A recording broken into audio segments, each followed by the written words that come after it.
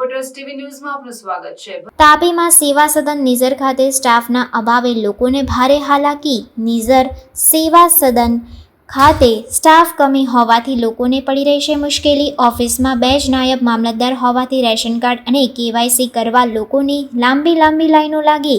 લોકો દૂર દૂરથી સવારના આવીને લાઈનોમાં ઊભા રહે છે। તેમ છતાં સ્ટાફ કમી હોવાના અભાવે અડધા લોકોનું કામ થાય તો અડધા લોકોને વળી જવું પડે છે। વહેલી તકે લોકોને પડતી તકલીફોને દૂર કરવામાં આવે તે જરૂરી બન્યું છે।